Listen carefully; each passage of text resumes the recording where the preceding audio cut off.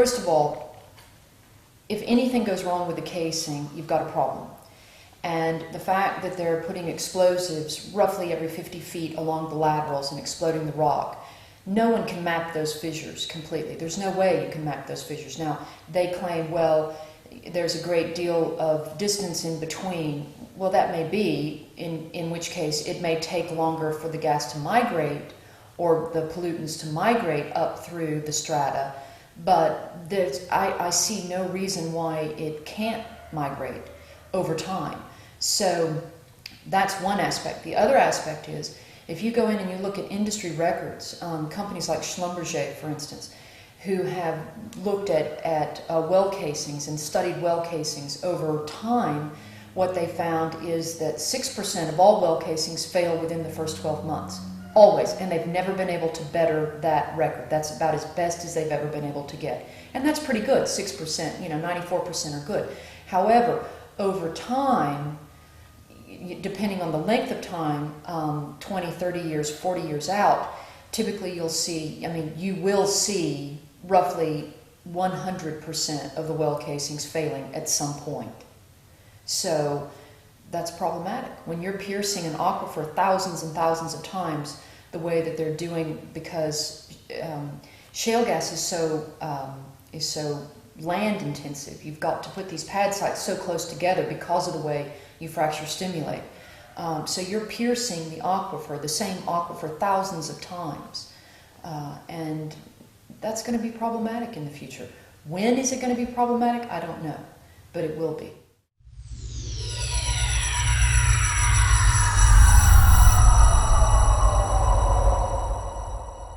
EPA, they released study results on wells in Pavilion, Wyoming a few months back.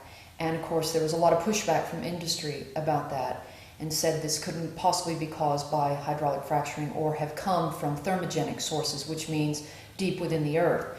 And now, as of last week or so, the U.S. Geological Survey went in, did their own independent testing of the wells that EPA used, and found that not only were EPA's results correct, but that the amount of pollutants within those test wells had actually gone up, and they were thermogenic, so they were from deep within the earth, and they had increased since EPA had tested about a year or so ago, which tells you that that it is indeed coming from the formation, because it's increasing over time.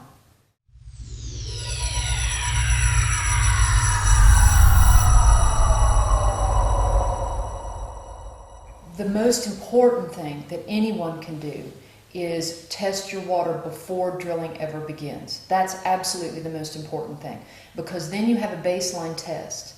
And there are entities in some states, they require the companies to use independent testing laboratories to go in and test the aquifers before they ever start drilling. Texas is not one of those states, unfortunately. So we have to pay for our own baseline testing.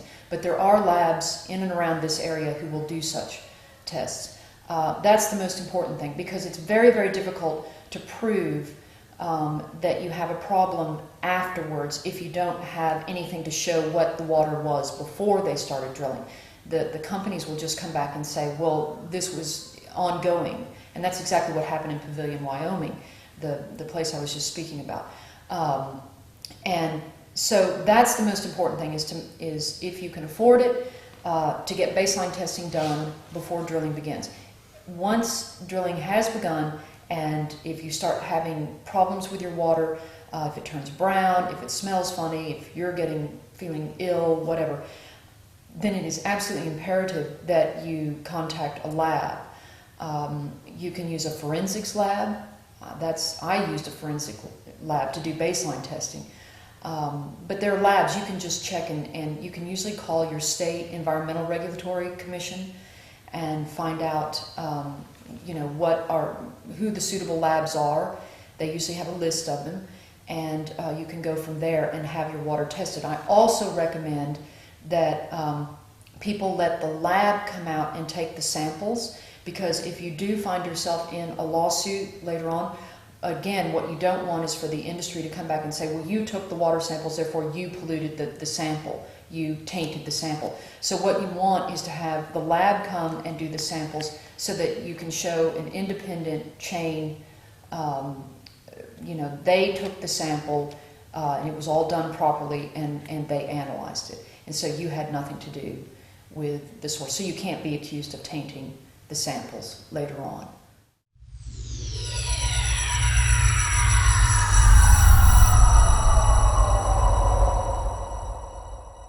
There are a number of things you should look for. Obviously, in my opinion, air emissions are more problematic probably than water emission or water pollution in the beginning.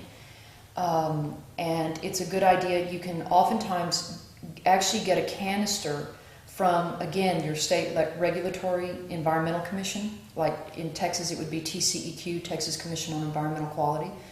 And you can set out a canister and do air tests over 24 hours. And it's usually free if you get the canisters from them. There are also labs that will do it. And again, I would recommend baseline testing. And if people can't afford this, what I recommend to people is that if you have a neighborhood association and they're coming into your neighborhood, everybody pitches in, $10, $20 or whatever, and then you can afford to do the baseline testing. That's a very good way of doing it. But I would check for for air pollution and see and do it during all phases of drilling. Do it during drilling, when they're actually drilling, when they're fracturing, and when they're completing the wells, because each stage has its own set of pollutants that come out. And so you need to be aware of that. Then for the water, you need to look for things like, there are obvious things like if your water turns brown or, some odd color, but typically it turns brown. You can look for things like sediment in your toilet, the water, where the water is stored in the toilets.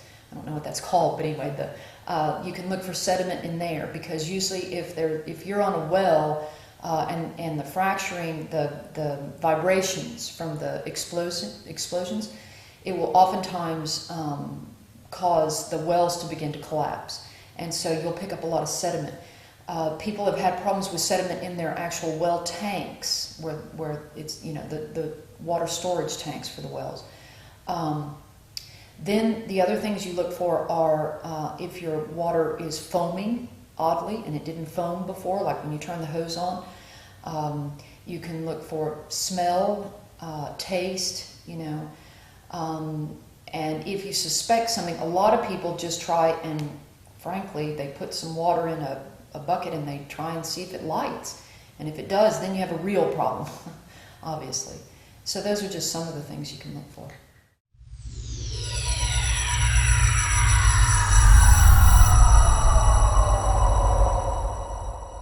Yeah, there are lots of signals for animals because, unfortunately, you and I can come in the house and get away from the air emissions, whereas they're living outside 24/7. They can't get away. You'll run into things. I have had extensive discussions with veterinary toxicologists on this, and what they warned me to look for were things like worms. If you have dairy cattle, goats, sheep, horses, whatever, you may see, you'll typically have worms in your herd, but you may see a dramatic rise, and that's because their immune systems have been lowered. You'll have problems with births. Either there'll be stillborns, a higher number than you would normally have, and that kind of, whatever your number is, depends, and farmers know this. They always know what is about normal for their herd every year. So you'll have a higher than normal stillbirth. You'll have abortions. You'll have babies, weak babies. They're just not healthy and robust the way they normally are. Any kind of signs like that, you're particularly going to see your weaknesses during kidding or birthing seasons, because that's when the mothers are most stressed, and then of course the babies, are young, and they have, in ruminant animals certainly, they have very little immunity until they're a little bit older. In fact, they have no immunity when they're born until they drink the colostrum from their mother. So if you're going to see problems, you're going to see it during birthing season.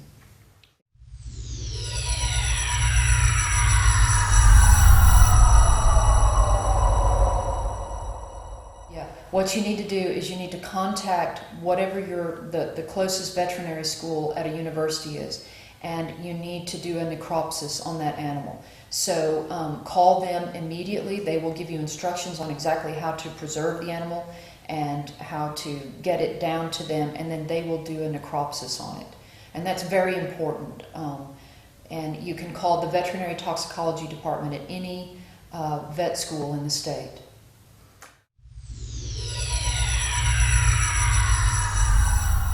I think it's very high. I mean, as I stated earlier, you cannot possibly map all these fissures once you've exploded the rock. They have no idea where, you know, if you take, you know, you make an explosion and and it just goes like this all the way up the strata.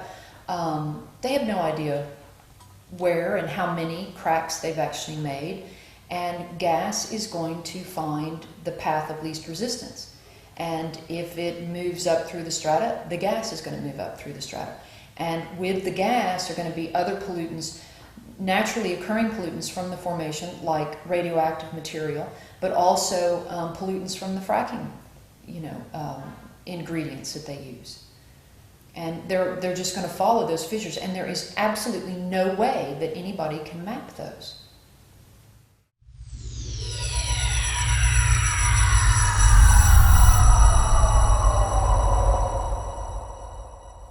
Well, it would be nice if other states, if all states adopted preemptive measures, like Pennsylvania requires baseline water testing before drilling begins now. Texas does not. Texas should require that.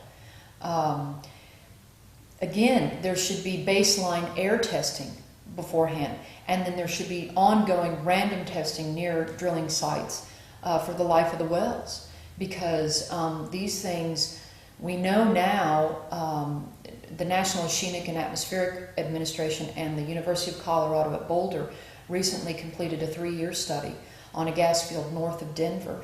And we know that even though the industry claims, well, we give inventories of what we think we're emitting, it turned out that they were emitting twice as much as the official inventories. They really don't know, I don't think. I don't think that they're necessarily lying about what's coming out of the wells. I think they really don't know because they don't test for anything. The states have got to be more proactive about that. The problem, of course, is that budgets are cut, they're strained already, and there's no way that, especially in the state of Texas, if you look at the Barnett, we have about 17,000 wells now just in the Barnett, which is in North Texas, and we have 10 inspectors, you know, from the Texas Commission on Environmental Quality to oversee 17,000 wells. There's no way that 10 people can oversee properly 17,000 wells. I mean, that's 1,700 wells per inspector. You know, so you're going to have to be seeing a number of wells every day, 365 days a year, in order, and you won't even get through, you know, all 17,000 of them. So there's no oversight. You're going to have to do baseline testing, air and water. You're going to have to do ongoing monitoring, you know, and unfortunately, a lot of times this is left up to the citizens. Most times this is left, the industry will not pay for this, because if they go in and agree to pay for it, then they feel like they're somewhat compromising their position that absolutely no pollution comes from this activity. And so, but again, I always encourage people, stick together, go in as a neighborhood, and then everybody, I mean, you can all afford, most neighborhoods can afford, you know, $10, $20 per family, whatever, and get enough where you can have air testing periodically, you can have water tested periodically. Other than that, you know, quite frankly, trying to go through the state regulatory commissions is very difficult. It's an uphill battle. It's not that the field inspectors, their hearts are in the right place. They do a good job. They try hard, but they're understaffed. They're critically understaffed, and it becomes very political at the upper levels of the commissions. And a lot of times they're just not going to go up against the oil and gas industry. They're not going to protect the people from this industry. It's just as simple as that.